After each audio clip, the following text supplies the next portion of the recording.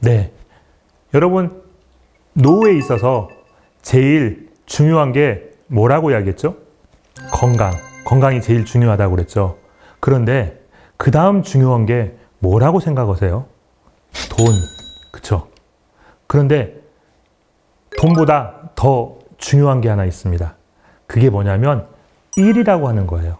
내가 노후에 어떤 일을 하면서 살아가야 할 것인가가 정말 중요한 숙제가 되고 있는 거예요. 사실은 노후에 편하게 있으면 되겠지라고 생각을 하지만 막상 그게 할 일이 없다 보니까 아내만 남편들이 많이 따라다녀요. 그래서 어떤 병이 생겼냐면 은퇴 남편 증후군이라는 병이 생긴 거예요. 남편이 퇴사를 해서 집에 있는 순간 아내는 남편한테 갇혀 있다라고 생각을 해서 너무 힘들어하는 거죠. 그래서 우스갯소리로 제일 싫어하는 남편을 뭐라고 이야기하죠? 네, 제일 싫어하는 남편 삼식이. 그쵸? 새끼 다 챙겨줘야 된다고 해서. 제일 좋아하는 남편은요? 영식이. 영식이는 집에 들어와요, 안 들어와요? 안 들어오죠. 자, 집에 안 들어오면 걱정은 돼요, 안 돼요? 걱정되죠. 그래서 제일 좋아하는 남편을 일식이라고 이야기하는 그러한 우스갯소리가 있어요. 이만큼 남편이 집에서 계속해서 아내를 쫓아다니고 따라다닌다라고 하면 아내는 거기에 대한 스트레스를 너무 많이 받게 된다라는 거죠. 아내는 노후에 누구랑 잘 지낼까요? 친구. 네. 제가 강의 나가서 질문을 드리면 100% 여성분들은 친구라고 이야기를 합니다. 과연 친구일까요? 사실은 아내도 마땅히 할 일이 없으니까 누구 쫓아다니냐면 자녀들 쫓아다녀요. 여러분 자녀들은 여러분을 바라볼까요? 자기 자식을 바라볼까요? 우리가 노후에 준비해야 될 게요. 이런 것들이 있어요. 건강, 재무, 대인관계, 취미생활, 일. 이 중에 제일 중요한 게 뭐라고요? 건강. 그 다음에 중요한 게 뭘까요? 그 다음에 중요한 게 바로 일입니다. 일을 하면 뭐가 생겨요? 돈이 생겨요. 그리고 또 하나는 친구가 생겨요. 그래서 마땅히 할 일이 없어서 아내 쫓아다니고 자녀 쫓아다니는 것이 아니라 내 일을 위한 사람들을 만나서 같이 다니게 된다는 거죠. 근데 노후에 한 가지 생각해야 될 게요. 이 일을 돈에 대한 일을 생각을 했으면 안 돼요. 일을 즐길 수 있어야 돼요. 일을 즐기면서 한다라고 하면 취미생활처럼 즐긴다라고 하면 스트레스가 덜 하겠죠. 그러면 건강해지는 거예요. 그리고 한 가지 더. 자녀의 탯줄을 반드시 2번 자르시기 바랍니다. 첫 번째 탯줄은요. 태어나자마자 자르는 게 첫 번째 탯줄. 두 번째 탯줄은요. 늦어도 아이가 결혼하기 전에는 자르셔야 됩니다. 눈에 보이지 않지만 자르셔야 돼요. 왜냐? 엄마가 이렇게 아이를 가졌어요. 아이가 태어나기 바로 전에 엄마가 걱정을 합니다. 아이가 탯줄을 통해서 영양분을 공급받고 호흡을 하는데 태어났다고 탯줄을 뚝 자르면 아이가 제대로 살 수 있을까? 그래가지고 자르지 않습니다. 어떻게 될까요? 아이도 위험해지고요. 엄마도 위험해질 수 있죠. 그래서 우리는 태어나면 바로 탯줄을 자릅니다. 그런데 두 번째 탯줄은 그렇게 못 자르더라고요. 딸이 시집 갔어요. 제대로 살림살이 하나? 걱정이 돼가지고요. 엄마 아빠가 매일매일 쫓아다닌다. 사위는 어떨까요? 많이 부담스럽겠죠. 반대로 가볼까요? 아들 장가 보내놓고 제대로 사는지 모르겠다고 시어머니, 시아버지가 매일매일 쫓아옵니다. 며느리는 어떨까요? 힘들겠죠. 그런데 왜 부모님들이 그렇게 할까요? 자녀를 사랑해서요? 맞아요. 사랑하는 마음도 있어요. 그런데 가장 중요한 건 뭐냐면요. 마땅히 할 일은 없는데 생각을 오로지 자녀에게만 하다 보니까 그런 일이 벌어지는 거죠. 그래서 내 노후에 대해서 생각을 한다라고 하면은요. 자녀가 포커스가 아니라 나로 포커스를 바꿔서 자녀 탯줄을 2번 자르고요. 스스로 살게 내버려 두고 나는 나의 인생을 살아가는 것. 이게 바로 두 번째 탯줄을 자른다라는 겁니다.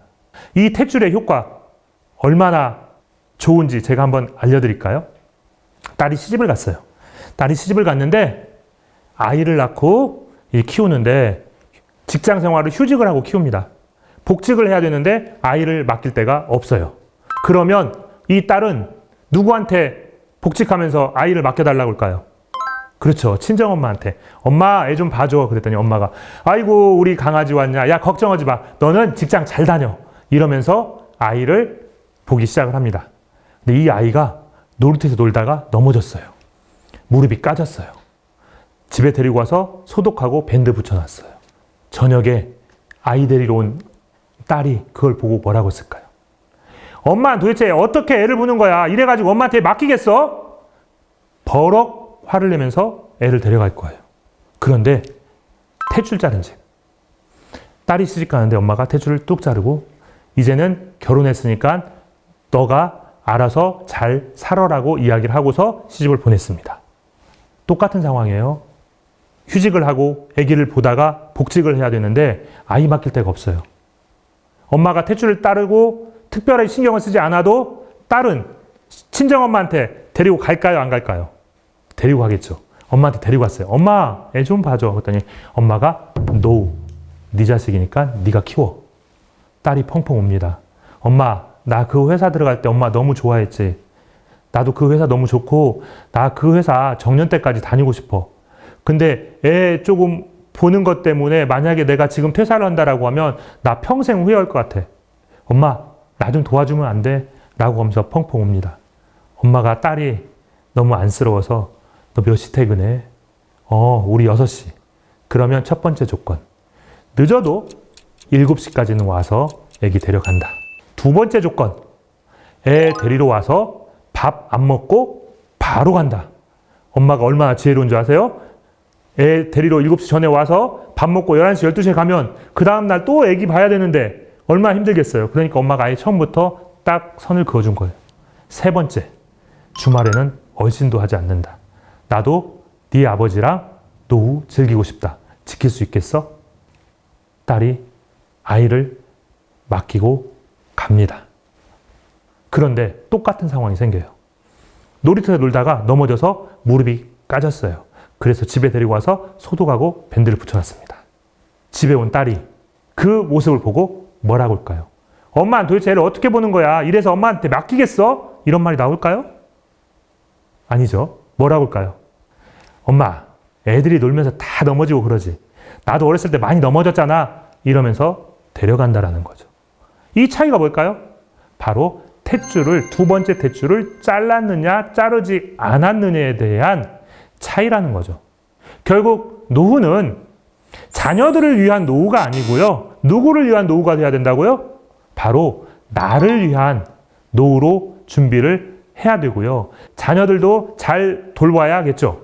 하지만 자녀들에게 모든 것이 매여서 그렇게 가서는 안 된다라는 이야기를 드리고 싶습니다.